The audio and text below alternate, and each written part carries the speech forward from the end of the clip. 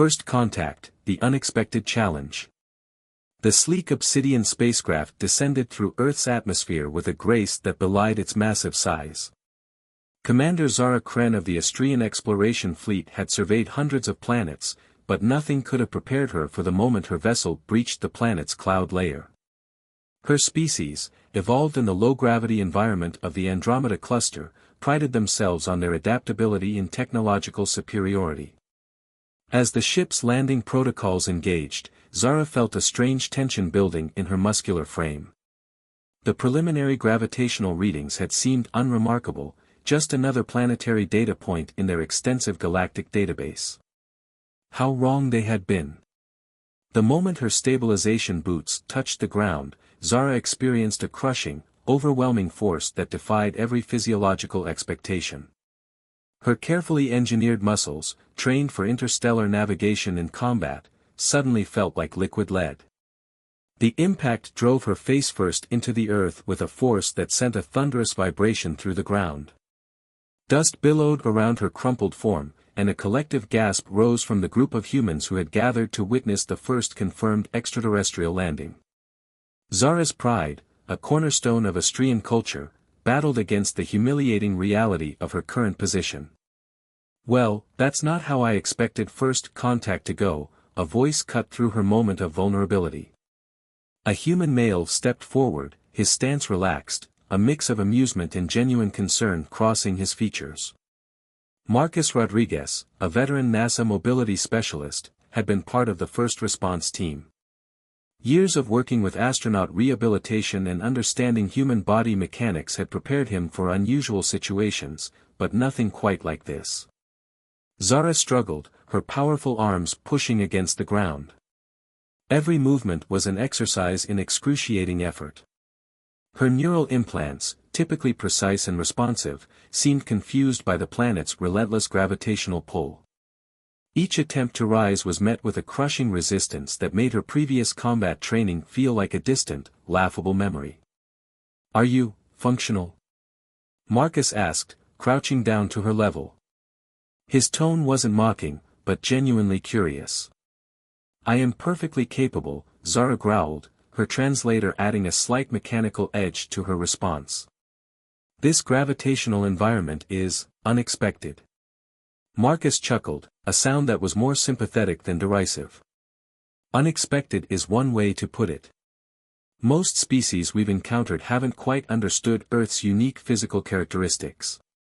Zara's species had conquered dozens of worlds, crushed rebellions across multiple star systems, and considered themselves the pinnacle of evolutionary adaptation. Yet here she was, struggling to lift herself from the ground like a newborn creature learning to walk. Her neural interface began calculating, mapping the gravitational stress, attempting to recalibrate her muscular responses. But Earth's gravity was unlike anything in their databases. It wasn't just strong, it was persistently, overwhelmingly present. "I require no assistance," she managed to say, her voice a mixture of determination and barely concealed embarrassment. Marcus simply raised an eyebrow. "Right.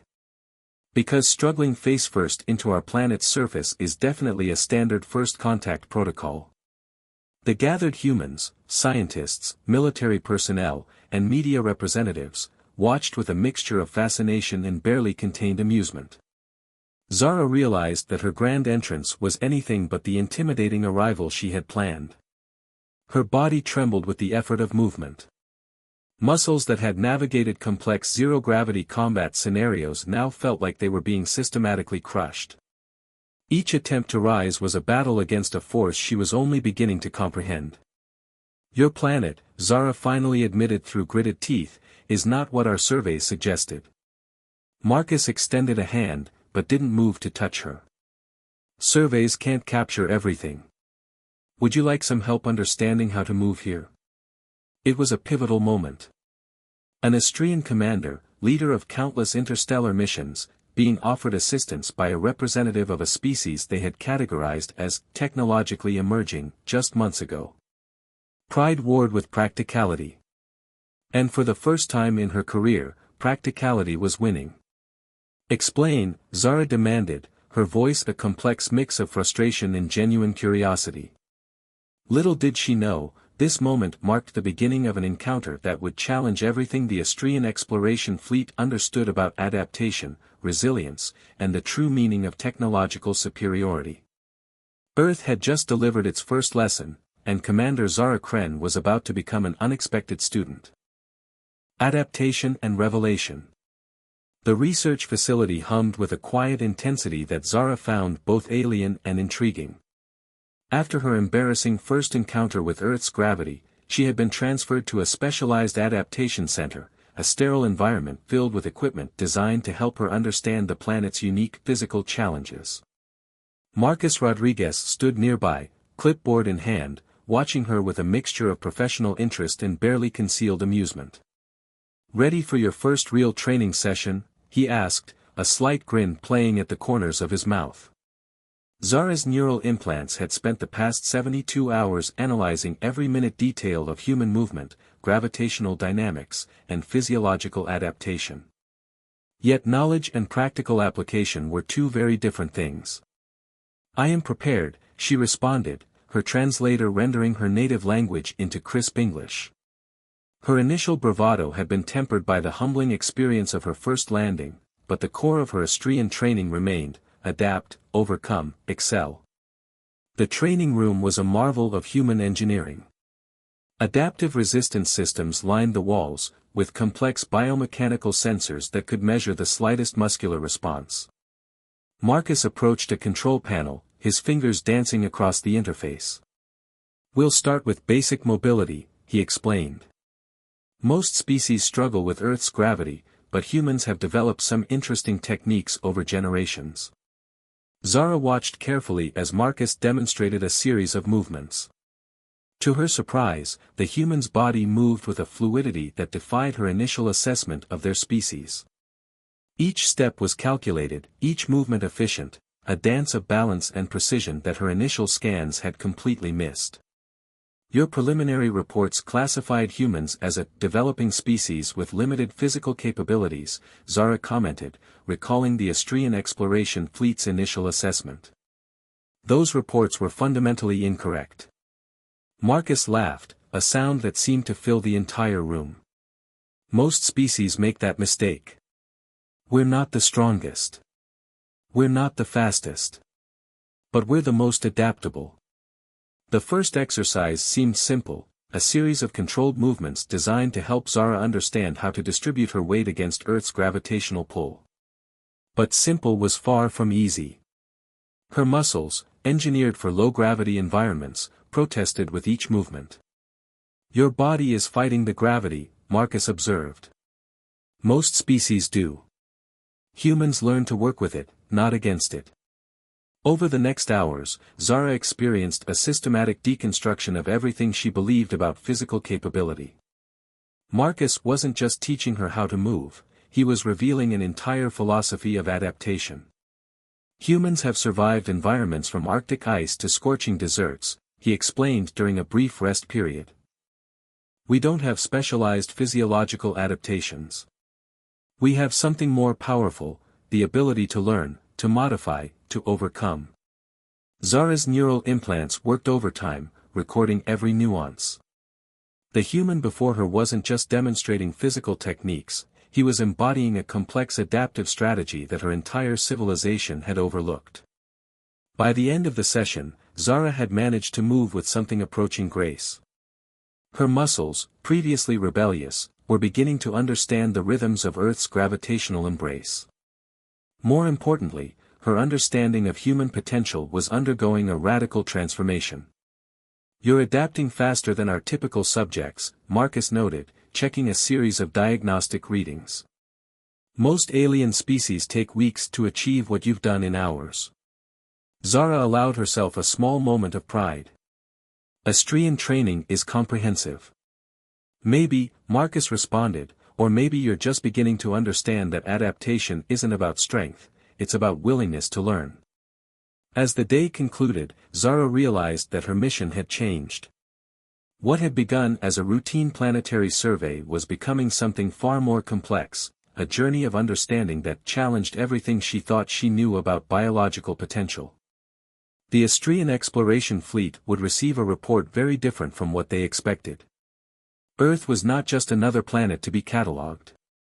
It was a planet that demanded respect, a world where gravity was not just a physical force, but a teacher of profound lessons. And Commander Zara Kren was its most unexpected student. Training and transformation. 2 weeks into her Earth adaptation program, Zara had transformed from a struggling alien commander to something entirely unexpected, a student of human resilience. The training facility had become her world, a crucible of physical and mental challenge that pushed her beyond everything she thought possible. Dr. Elena Rodriguez, Marcus's sister and a biomechanical engineer, stood observing Zara's latest training sequence. Unlike her brother's more direct approach, Elena's method was analytical, precise, and deeply compassionate. "Your muscle groups are still compensating incorrectly," Elena noted, her fingers dancing across a holographic display that mapped Zara's physiological responses. "Earth's gravity isn't just a force to overcome, it's a constant negotiation." Zara's neural implants had been working overtime, constantly recalibrating her understanding of movement. What had initially felt like an impossible burden was slowly becoming a nuanced language of motion. Each day brought new revelations, new challenges that tested the very limits of her Astrian training. The morning session focused on what humans called functional mobility, a concept that had no direct translation in Astrian language.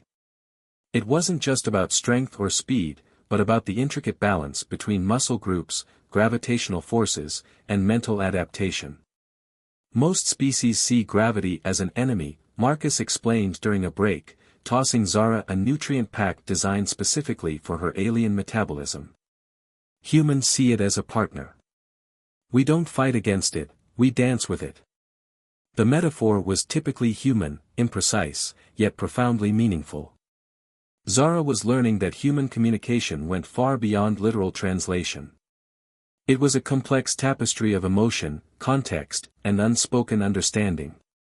Her training incorporated elements that initially seemed bizarre. Yoga sequences that looked like meditative movements. Martial arts forms that emphasized balance over attack. Physical therapy techniques that rebuilt mobility from the ground up. "Your species has remarkable neural plasticity," Elena commented during a particularly challenging session. "Most alien visitors we've encountered have rigid physiological responses. You're different. You're learning." The transformation wasn't just physical. Zara found herself absorbing human cultural nuances, understanding the complex social dynamics that her initial mission reports had completely missed. Humans were not just a developing species, they were masters of adaptation in ways her entire civilization had failed to comprehend. One afternoon, a breakthrough moment arrived during a complex mobility exercise. Zara had been struggling with a series of movements that combined balance, strength, and gravitational awareness. Suddenly, something clicked, not just in her muscles, but in her understanding. "There!"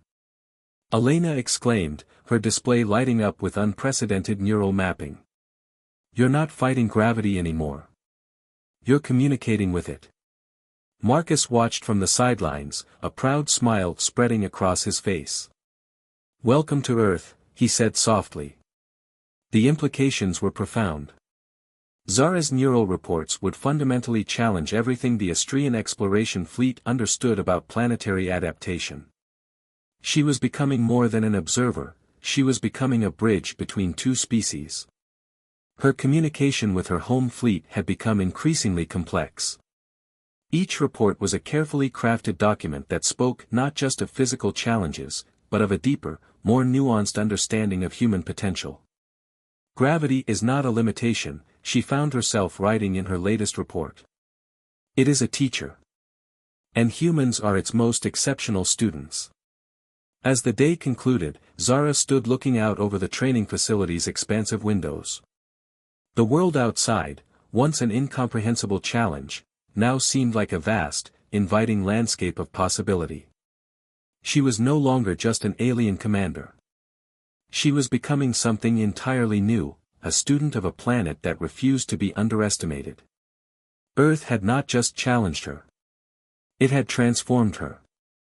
Cultural exchange and understanding.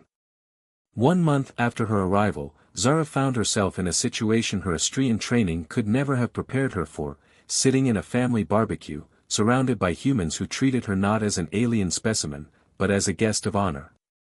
The Rodriguez family home was a testament to human complexity. Photographs lined the walls, moments of joy, struggle, celebration. Each image told a story that went far beyond the clinical reports in her mission database. Elena and Marcus's parents, Maria and Carlos Rodriguez, watched her with a mixture of curiosity and warmth that defied every previous alien encounter Zara had experienced. "So," Maria said, passing Zara a plate of something called potato salad, "tell us about your home world." The question was deceptively simple. Astrian culture valued precise, technical communication. But humans, she was learning, communicated through stories, emotions, shared experiences. Zara's neural implants worked overtime, translating not just words, but the subtle nuances of human interaction. The way Carlos leaned forward with genuine interest. How Maria's eyes crinkled when she smiled. The background noise of children playing, music playing softly, the sizzle of the grill, all of it was a language more complex than any verbal communication. Threx 7 is a crystalline world, she began, surprised by her own willingness to share. Our cities are built in symbiosis with the planet's natural formations. We value efficiency, precision, collective progress. Marcus chuckled. Sounds a lot like how humans describe our best engineering projects. The revelation was gradual but profound. Despite technological differences, there were fundamental similarities between their species, a drive to understand, to adapt, to grow. As the day progressed, Zara experienced what humans called cultural exchange. She learned about family traditions, watched children play games that seemed simultaneously pointless and deeply meaningful, and observed the intricate social dynamics that her previous mission reports had completely missed. "Humans fascinate me," Zara found herself saying to Elena later that evening. "Your species survives not through individual strength, but through complex social networks." Elena smiled, a gesture Zara was learning to interpret as both acknowledgement and affection. "We're stronger together," she explained. "Our greatest achievements come from collaboration, not competition." The technological exchange was equally surprising. Zara's neural implants began sharing Astrian technological insights, advanced propulsion systems, energy conservation techniques, neural interface technologies. In return, humans shared something far more valuable: adaptive thinking, creative problem solving, emotional intelligence. "Your species sees challenges as opportunities," Zara noted during a late-night discussion with Marcus. "Where our civilization would create a technological solution, humans reimagined the entire approach." It was more than a cultural exchange. It was a fundamental reimagining of potential. As night fell, Zara stood outside, looking at the stars. Her understanding of exploration had been forever changed. The Astrian exploration fleet saw planets as resources, as strategic points in a galactic map. Humans saw them as opportunities for discovery, for connection, for growth. The gravitational challenge that had initially seemed like a limitation was now revealed as a profound teacher. Earth wasn't just a planet, it was a living, breathing lesson in adaptation, resilience, and the true meaning of potential. Zara's mission had transformed from a routine planetary survey to something far more significant, a bridge between two civilizations, a testament to the power of understanding, of learning, of truly seeing beyond one's own limitations. The stars above seemed to shimmer with new possibility. And Zara, once a rigid Astrian commander, now saw them through entirely new eyes. Triumph and new perspectives. 6 months after her arrival, Commander Zara Kren stood before the Astrian High Council, not as a defeated explorer, but as a transformed ambassador of understanding. The holographic transmission filled the council chamber, her image projected with a confidence that belied her initial struggle. Behind her, the earth stretched out, a blue and green marvel that challenged everything the Astrian civilization believed about planetary exploration. Your initial reports classified Earth as a potential resource, Zara began, her voice steady, but I am here to tell you that we were fundamentally wrong. The council members, rigid, tradition-bound leaders who had never left their crystalline homeworld, listened with growing unease.